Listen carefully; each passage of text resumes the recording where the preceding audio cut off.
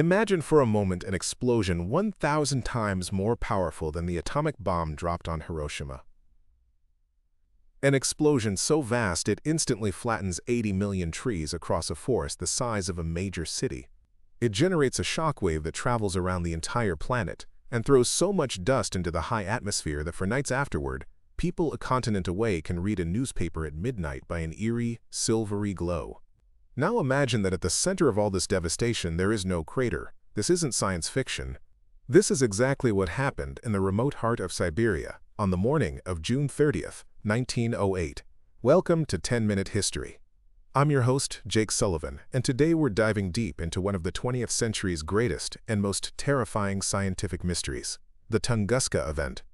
On that fateful morning, at roughly 7:14 a.m. local time, something tore the sky open above the Podkamennaya Tunguska River. For the few people who lived in that vast, empty wilderness, the world was coming to an end. The most vivid account comes from a farmer named S.B. Semenov, who was at a trading post in a tiny settlement called Vanavara, about 70 kilometers or 43 miles from the blast. He later told investigators, quote, "I saw that directly to the north, the sky split in two and fire appeared high and wide over the forest. At that moment I became so hot that I couldn't bear it, as if my shirt was on fire. I wanted to tear off my shirt, but then the sky shut closed and a strong thump sounded, and I was thrown a few yards.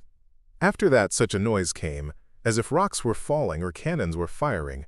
The earth shook." He wasn't exaggerating. The flash was seen from hundreds of kilometers away. A train driver on the Trans-Siberian Railway, nearly 600 kilometers to the south, saw a wave of fire in the sky and felt the tracks tremble so violently he slammed on the brakes, thinking a bridge was collapsing ahead. This single event registered on seismic stations designed to detect earthquakes all across Europe and Asia. It created a powerful atmospheric pressure wave that was recorded by instruments in the United Kingdom, and was even detected after it had traveled all the way around the Earth. And then came the bright nights. For several nights following the explosion, the sky over Europe and Western Asia simply refused to get dark. In London, Glasgow, and all across the continent, people reported a strange, silvery luminescence. A letter to the Times of London noted that it was possible to read the small print of a book outside at 1:30 in the morning. This was caused by a massive cloud of ice crystals and dust, blasted 80 kilometers up into the mesosphere, scattering sunlight back down onto the night side of the Earth. So a cataclysm of this magnitude must have triggered an immediate, massive scientific investigation. Right, wrong. For nearly 2 decades, the site of the Tunguska explosion remained untouched, a secret guarded by the Siberian taiga. To understand why, you have to picture the world in 1908. The Tunguska region is one of the most inhospitable places on Earth. It's a brutal subarctic wilderness of swamps and forests, with no roads or railways. Its only human inhabitants were a few scattered groups of indigenous Evenki reindeer herders and a handful of Russian trappers. For the government of Tsar Nicholas II in St. Petersburg, a strange blast in a remote wasteland was the least of their worries. The Russian Empire was a powder keg, weakened by war and simmering with revolution. Soon, World War I, the Bolshevik Revolution, and a brutal civil war would consume the nation's attention for 15 years. The mystery of Tunguska was simply forgotten. The story of its rediscovery is really the story of one man, Leonid Alexeyevich Kulik. Kulik was a mineralogist for the Russian Academy of Sciences with an almost obsessive passion for meteorites. In 1921, he stumbled upon an old report describing the Siberian explosion. He became convinced that a gigantic iron meteorite had crashed into the taiga, and that finding it would be a scientific triumph and a source of valuable metals for the new Soviet Union. It took him 6 years of relentless lobbying, but in 1927, Kulik finally led the first expedition into the Cursed Land, a place the local Evenki people avoided, believing their thunder god Agdi had scorched the earth. After a grueling journey by train, sled, and horseback, Kulik and his team arrived. What they found was beyond anything they could have imagined. It was a scene of shocking, almost biblical, devastation. As far as the eye could see, 80 million trees were laid out like matchsticks. Kulik, a meticulous observer, noticed they weren't random. They were all pointing away from a central point in a perfect radial pattern. When later mapped from the air, the flattened forest looked like a giant butterfly, 215,000 square kilometers of destruction. But here's where it gets really strange. At the very center of the blast at ground zero, the trees weren't flattened at all. They were still standing, but they had been completely stripped of their branches and bark, leaving a horrifying forest of scorched, telegraph poles. This was the telltale sign of a blast that had come from directly overhead. And then came the biggest shock of all. Kulik searched everywhere for the one thing he was certain he would find: a massive impact crater. He searched the swamps. He searched the hills. He found nothing. The ground was burned and scarred, but it was unbroken. There was no crater. There were no meteorite fragments. The very thing that drove him there simply did not exist. This profound puzzle became Kulik's life's work. He led 3 more expeditions, even draining an entire swamp he'd named the Suslov crater, only to find ancient tree stumps at the bottom. He never found his meteorite. He died in a German prisoner of war camp in 1942, his core theory proven wrong, but his tireless documentation had laid the foundation for solving the mystery he couldn't. So if a giant object didn't hit the ground, what could possibly cause such devastation? The answer, which scientists began to piece together in the 1930s, was a complete paradigm shift. The Tunguska object didn't need to hit the ground. It exploded in the air. This is called an airburst. The leading theory today is that a celestial body, either a comet or a stony asteroid, entered the atmosphere at hypersonic speed. The immense pressure and heat of atmospheric entry caused it to violently disintegrate and vaporize between 5 and 10 kilometers, or 3 to 6 miles, above the surface. It released all of its energy, an estimated 10 to 15 megatons of TNT equivalent, in one colossal atmospheric explosion.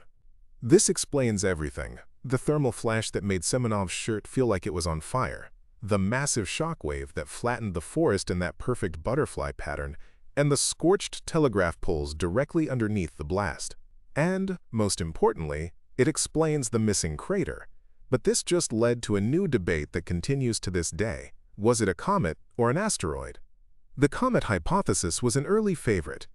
Comets are dirty snowballs of ice and dust. They're fragile, so they would easily disintegrate in the atmosphere. The massive amount of ice vaporizing would also perfectly explain those bright nights over Europe. However, the asteroid hypothesis has gained more ground recently. Modern analysis of tree resin from 1908 and soil samples from the area have revealed microscopic spheres of silicate and magnetite with a high nickel content.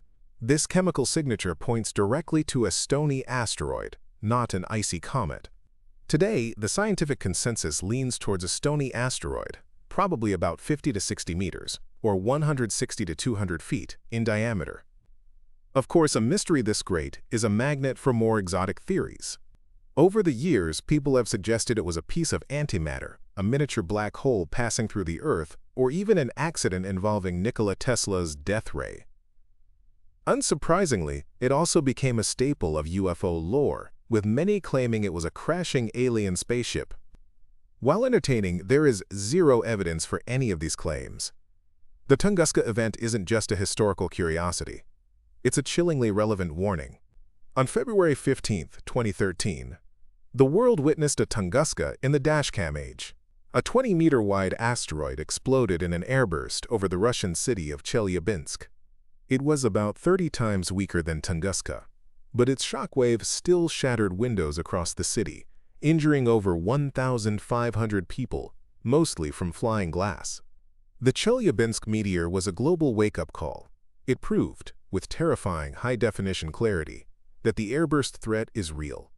It also highlighted a critical problem. We never saw it coming. This is why the Tunguska event is the cornerstone of a modern field called planetary defense. Scientists now refer to a Tunguska-sized event as the benchmark for an impact that could destroy a major metropolitan area. It's the reason organizations like NASA's Planetary Defense Coordination Office exist. Their job is to scan the skies for near-Earth objects, or NEOs, and figure out how to stop them. And we are figuring it out. In 2022, NASA's DART mission, the Double Asteroid Redirection Test, successfully crashed a spacecraft into a small asteroid named Dimorphos, altering its orbit. It was the first time in history humanity has ever purposefully changed the motion of a celestial body, proving that we are no longer just helpless observers. In the end, the story of Tunguska is a profound lesson in humility. It was a random cosmic accident. If the object had arrived just 4 hours later, the Earth's rotation would have placed St. Petersburg, the capital of the Russian Empire, directly in its path. The course of 20th century history would have been irrevocably altered in a flash of light. The warning from the silent, flattened forests of Siberia reminds us that we live on a fragile planet in a very active cosmic shooting gallery. It urges us to keep looking up, to understand the risks, and to continue developing the tools we need to protect ourselves. So what are your thoughts on this? Do you lean towards the comet or the asteroid theory? Let us know down in the comments. If you found this interesting or learned something new, please give this video a like and don't forget to subscribe to 10-Minute History for more deep dives. Thanks for listening.